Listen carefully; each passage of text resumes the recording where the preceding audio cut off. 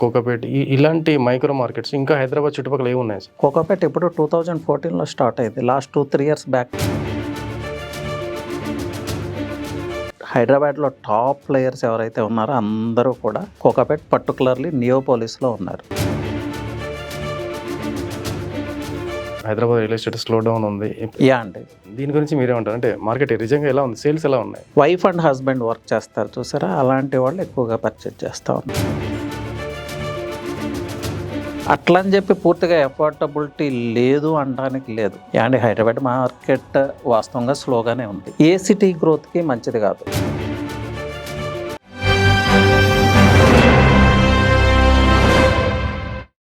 Welcome to 3TV real estate.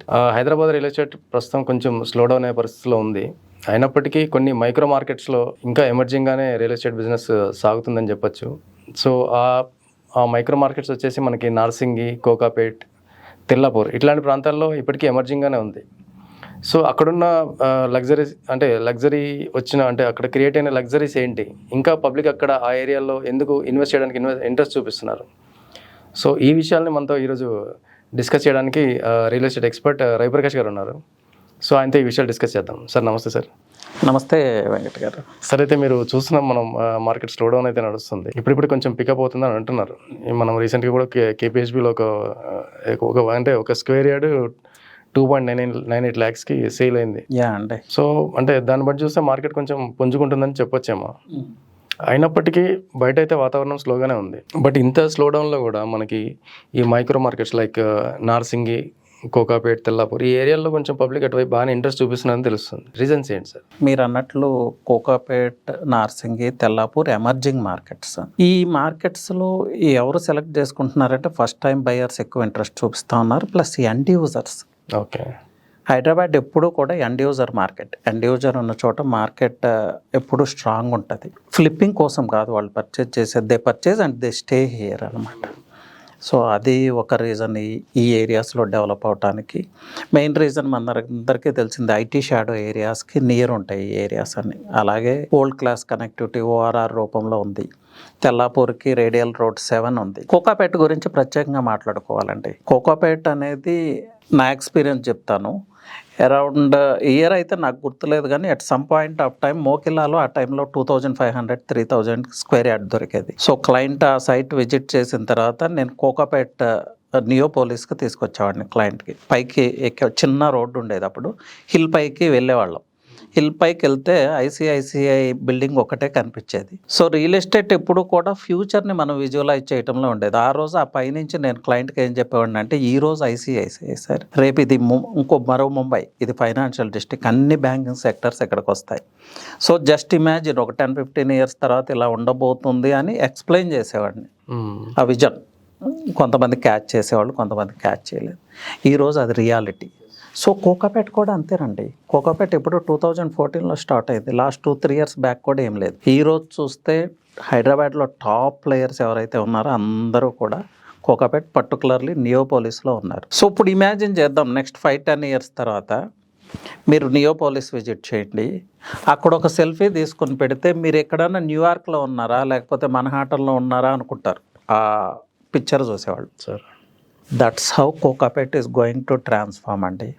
ఒకప్పుడు Jubilee హిల్స్లో flat లేదు, మీకు లేదా అనేవాళ్ళు. బంజారా హిల్స్లో లేదా అనేవాళ్ళు. మహేశ్వరం కూడా కొంతకాలం అట్లా నడిచింది. ఆఫ్టర్ 5 ఇయర్స్ కోకాపేట్లో మీకు ఫ్లాట్ లేదంటే you are not moving, you are not growing with city అనేలాగా ఉంటుంది కోకాపేట్.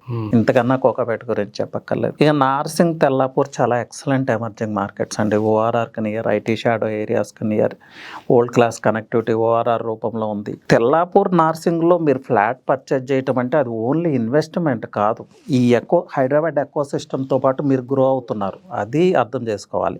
ప్లస్ ఒక మంచి లైఫ్ స్టైల్ని కూడా మీరు పర్చేజ్ చేస్తున్నారు. ఒక good community of people, old class infrastructure, అలాగే లైఫ్ స్టైల్. ఇక్కడ చూస్తే ఎఫ్ఎండ్బీస్ కానీ, మాల్స్ కానీ, స్కూల్స్ కానీ, కాలేజెస్ కానీ, హాస్పిటల్స్ కానీ, ఎవ్రీథింగ్ ఈజ్ దేర్. సో మీరు ఓవరాల్గా అక్కడ ఒక ఫ్లాట్ని కాదు పర్చేజ్ చేస్తుంది, ఒక లైఫ్ స్టైల్ని పర్చేజ్ చేస్తున్నారు. దీస్ ఆర్ ద రీజన్స్ అండి. అక్కడ డిమాండ్కి ఇవి main reasons.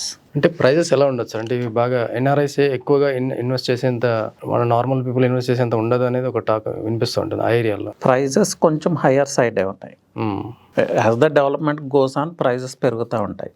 Last 2-3 years back వెళ్తే చాలా తక్కువ ఉండే ప్రైజెస్. ఆ టైంలో పర్చేజ్ చేసిన వాళ్ళు బెనిఫిట్ అయ్యారు. ఇప్పుడైతే ఎన్ఆర్ఐస్ ఎక్కువగా పర్చేజ్ చేస్తున్నారు. అలాగే ఐటీ ఎంప్లాయీస్లో కూడా వైఫ్ అండ్ హస్బెండ్ వర్క్ చేస్తారు చూసారా, అలాంటి వాళ్ళు ఎక్కువగా పర్చేజ్ చేస్తూ ఉన్నారు.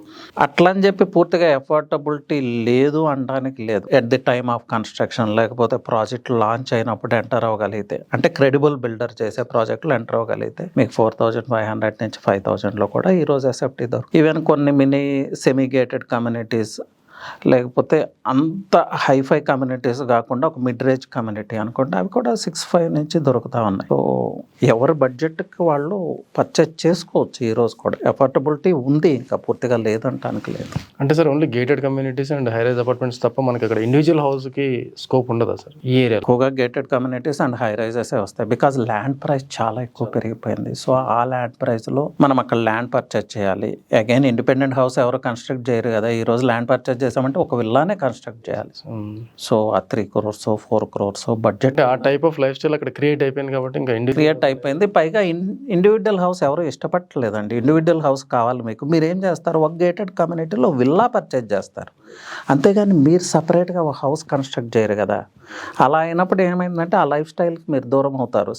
సేఫ్ అండ్ సెక్యూరిటీ మిస్ అవుతుంది. ఆ ఎమ్యూనిటీస్, వాకింగ్ ట్రాక్స్ కావచ్చు, స్విమ్మింగ్ పూల్, ఇంకోటి లేకపోతే కమ్యూనిటీ కల్చర్, ఇవన్నీ మీరు మిస్ అవుతారు. సో ఇప్పుడు వచ్చే జనరేషన్ అంతా అవి కోరుకుంటున్నారు కాబట్టి ఇండిపెండెంట్ హౌస్ కన్స్ట్రక్షన్ అనేది చాలా తక్కువ అయిపోయింది. లైక్ ఇప్పుడు మనకి నార్సింగి, తెల్లాపూర్, కోకాపేట ఇలాంటి మైక్రో మార్కెట్స్ ఇంకా హైదరాబాద్ చుట్టుపక్కల ఏమి ఉన్నాయి సార్? నార్సింగి, తెల్లాపూర్, కోకాపేట, అలాగే మణికొండ లాంటి ఏరియాస్ ఉన్నాయి. మణికొండ నుంచి కొల్లూరు, వెలుమెల, కర్దనూరు, పాటి, ఇస్నాపూర్ కూడా చాలా ఎమర్జింగ్ మార్కెట్.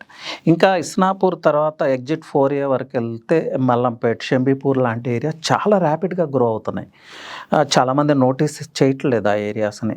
అలాగే బాచుపల్లి, బౌరంపేట లాంటి areas sky is the limit అన్నట్లుగా గ్రో అయినాయి. ఓకే. ప్లస్ ఇటు టువర్డ్ సౌత్ మూవ్ అయితే రాజేంద్ర నగర్ ఉంది, బుద్ధివేల్ ఉంది, తుక్కుగూడ ఉంది, శంషాబాద్ తర్వాత ఏరియాస్, ఇలా చాలా మార్కెట్స్ ఉన్నాయి. ఆదిబట్ల ఉంది. విజయవాడ హైవేకి వస్తే అప్ టు చౌటప్పల్ బిఫోర్ వరకు హిమాయత్ నగర్ అలాంటి ఏరియాస్, వరంగల్ హైవేలో గట్కేసర్, ఈవెన్ ఈరోజు భువనగిరిలో కూడా విల్లాస్ కల్చర్ వచ్చేసింది. ఇటువైపు మూవ్ అయితే షామీర్పేటకి నియర్, ఇట్లా అన్ని ఏరియాస్ పర్టికులర్గా మేడ్చల్ కానీ కొంపల్లి కానీ చాలా బాగా డెవలప్ అయినాయి.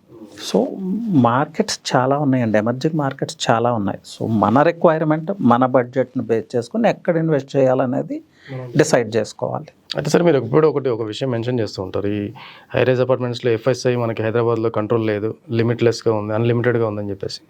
సో ఇప్పుడు మనం చెప్పుకున్న మైక్రో మార్కెట్లో ఈ 3 ఏరియాస్, ఇప్పుడు చెప్పుకున్న 3 ఏరియాస్లో అక్కడ ఎలా ఉంది ఎఫ్ఎస్ఐ? అండి, ఈ ఎఫ్ఎస్ఐ ఇష్యూ అనేది టోటల్ హైదరాబాద్లోనే ఉంది. ఓకే. కొన్ని ఏరియాస్ ఎక్కడైతే ఎయిర్పోర్ట్ నామ్స్ ఉన్నాయో ఆ ఏరియాస్ని వదిలేస్తే రిమైనింగ్ ఏరియాస్ అన్నీ అలా ఉన్నాయి. బట్ సమ్ ఏరియాస్లో ప్రీమియం బిల్డర్స్ వాళ్ళు ఇనిషియేటివ్ తీసుకుని హై డెన్సిటీ ప్రాజెక్ట్స్ కాకుండా లో డెన్సిటీ ప్రాజెక్ట్స్ కన్స్ట్రక్ట్ చేస్తూ ఉన్నారు. ఓకే. సో అలాంటి ప్రాజెక్ట్స్ని ఇప్పుడు కొంచెం అవేర్నెస్ పెరుగుతుంది కాబట్టి క్లయింట్స్ కూడా అలాంటి ప్రాజెక్ట్స్ని ఎంకరేజ్ చేస్తే ఫ్యూచర్లో లో డెన్సిటీ ప్రాజెక్ట్స్కి వాల్యూ పెరుగుతూ ఉంటుంది. హై డెన్సిటీ ప్రాజెక్ట్స్లోకి ఎంటర్ అయితే ఏమవుతుందని చాలామంది వాదిస్తారు. చాలా విషయాలు పక్కన పెట్టినా అంటే అపార్ట్మెంట్ ఎప్పుడు రీడెవలప్మెంట్ చేయాల్సి ఉంటుంది. నెక్స్ట్ జనరేషన్ వచ్చిన తర్వాత దాన్ని డెమాలిష్ చేయాలి, మళ్ళీ కన్స్ట్రక్ట్ చేయాలి. అప్పుడు వాళ్ళకి అది బర్డన్ కదా. అప్పటికి ఎఫ్ఎస్ఐ నామ్స్ మారుతాయి, వాళ్ళకి బర్డన్. అట్లీస్ట్ ఈ ఫ్యాక్టర్ని కన్సిడరేషన్లోకి తీసుకొని మంచి ఫ్లాట్ సెలెక్ట్ చేసుకోవాలి. సో అయితే మనం స్టార్టింగ్లో ఒక మాట అనుకున్నాం, Hyderabad real estate slow down ఉంది. అండి, దీని గురించి మీరేమంటారు? అంటే మార్కెట్ నిజంగా ఎలా ఉంది, సేల్స్ ఎలా ఉన్నాయి? అండి, హైదరాబాద్ మార్కెట్ వాస్తవంగా స్లోగానే ఉంది. సో దీనికి చాలా రీజన్స్. సైక్లిక్ ప్రాసెస్ ఒకటి, రియల్ ఎస్టేట్ అనేది ఎప్పుడు సైక్లిక్ ప్రాసెస్, స్లో డౌన్ ఉంటుంది, ఎక్స్పాన్షన్ ఫేజ్ ఉంటుంది, అలాగే సప్లై అండ్ డిమాండ్ గ్యాప్ ఉంది. వీటన్నిటికీ మించి అంటే నేను అబ్జర్వ్ చేసింది ఒక కల్చర్ హైదరాబాద్లో ఒక కల్చర్ మిస్ అయింది ఈ టర్మ్. ఏంటి అంటే లాస్ట్ 15-20 ఇయర్స్ నుంచి కూడా పార్టీస్ వేరు కావచ్చు, చీఫ్ మినిస్టర్స్ వేరు కావచ్చు, ఎప్పుడు కూడా పాలసీ చేంజ్ లేదు. చంద్రబాబు నాయుడు గారు ఓఆర్ఆర్ ఎయిర్పోర్ట్ని తీసుకొస్తే రాజశేఖర రెడ్డి గారు దాన్ని కంటిన్యూ చేశారు. ఈవెన్ కేసీఆర్ కూడా దాన్ని కంటిన్యూ చేశారు. బట్ దిస్ టైం ఎందుకో రేవంత్ రెడ్డి గారు ఈ విషయంలో అంత అగ్రెసివ్గా ఎందుకు వెళ్ళారో తెలియదు. బట్ పాలసీ చేంజ్ చేయటం, ఫార్మాసిటీ రద్దంటం, లేకపోతే మెట్రో చేంజ్ చేయటం, ఇలాంటి డెసిషన్స్ ఏ సిటీ గ్రోత్కి మంచిది కాదు. మనం బెంగళూరుని తీసుకుందాం. బెంగళూరు మనకన్నా ఫార్ బెటర్ ప్లేస్లో ఉంది. అంటే ప్రాబ్లమ్స్ కూడా అలాగే ఉన్నాయి. బట్ బెంగళూరులో కూడా ఎన్ని రాజకీయ వైషమ్యాలు ఉన్నా ఇప్పటి వరకు పాలసీ చేంజ్ అనేది లేదు. మీరు మహారాష్ట్ర తీసుకోండి. ఏ చీఫ్ మినిస్టర్ కూడా సిటీ విషయానికి వస్తే ఎప్పుడూ పాలసీ చేంజ్ చేయలేదు. వాళ్ళ బ్రాండ్ని కాపాడుకుంటా ఉన్నారు. బట్ దిస్ టైం ఎందుకు అలా జరిగిందో తెలీదు. బట్ రేవంత్ రెడ్డి గారు హీ విల్ గెట్ బ్యాక్ అని అనుకుందాం. ఆయన కూడా రియల్టర్, విజనరీ. అంటే ఇవన్నీ సెటిల్ డౌన్ అయ్యే ఛాన్సెస్ ఏమైనా ఉన్నాయా సార్? ఈ ఇష్యూస్ మీరు ఇప్పుడు ఇందాక చెప్పినవి సెటిల్ డౌన్ అయ్యి మళ్ళీ రియల్ ఎస్టేట్ అనేది కొంచెం యా అండి, డెఫినెట్గా సెటిల్ డౌన్ అవుతుంది. ఇప్పుడు గవర్నమెంట్ వైపు నుంచి వస్తున్న స్టేట్మెంట్స్ కానీ, లేకపోతే క్రెడా లాంటి మీటింగ్స్లో కానీ, గవర్నమెంట్ మినిస్టర్స్ కానీ, అఫీషియల్స్ కానీ చెప్తుంది అదే, we're taking the necessary steps అని. సో మిస్టేక్స్ అయితే జరిగినాయి, అవి వాళ్ళు యాక్సెప్ట్ చేసినా చేయకపోయినా. సో వాటిని రికూప్ చేయడానికి ప్రయత్నాలు అయితే జరుగుతున్నాయి. కొన్ని అనౌన్స్మెంట్స్ అలాగే వస్తున్నాయి. బట్ ఏంటంటే ఇనీషియల్ స్టేజ్లో ఆ ట్రాక్ మిస్ అవటం వల్ల ఏ ఇష్యూ జరిగినా అపోజిషన్ న్యాచురల్గా దాన్ని అడ్వాంటేజ్ తీసుకుంటుంది. సో కంచిగచ్చిబౌలి లాంటి ఇష్యూస్ ఇవన్నీ వాళ్ళు అడ్వాంటేజ్ తీసుకున్నారు. ప్లస్ ఇప్పుడు రియల్ ఎస్టేట్ ఏమైంది, గెలుపోటములు నిర్ణయించే స్థాయికి వచ్చేసింది. సో పాలిటిక్స్లో పార్ట్ అయిపోయింది. But he can get back. ఆయన ఫైటర్ కదా, ప్రూవ్ చేసుకున్నాడు. So again he will prove అనే ఆశిద్దాం. సార్, అయితే ఇప్పుడు మా వ్యూవర్స్కి మిమ్మల్ని కన్సల్ట్ అయ్యి ఏదైనా సజెషన్ కానీ, అడ్వైస్ కానీ మీ ద్వారా తీసుకోవాలనుకుంటే మీరు మిమ్మల్ని ఎలా కాంటాక్ట్ అవ్వచ్చు ఒకసారి? ఎస్ అండి, నేను రవి ప్రకాష్. నేను coach and real estate counsellor also. So ఎలాంటి రియల్ ఎస్టేట్ ఎంక్వైరీస్ ఉన్నా, మీకు ఎలాంటి ఇన్ఫర్మేషన్ కావాలన్నా నాకు వాట్సాప్లో కాంటాక్ట్ చేయడానికి ట్రై చేయండి. బికాజ్ అన్ని కాల్స్ నేను అటెండ్ అవ్వలేకపోవచ్చు. మీరు వాట్సాప్లో నన్ను కాంటాక్ట్ అయితే ఐ విల్ గెట్ బ్యాక్ అండి. అలాగే పర్టికులర్గా వెస్ట్ హైదరాబాద్లో ముంబై హైవే కానీ, వెల్లిమెల్ల, కొల్లూరు ఇలాంటి ప్రాంతాల్లో ఇన్వెస్ట్ చేయగలిగితే my team is there to help you out. Thank you sir. Thank you Venkat.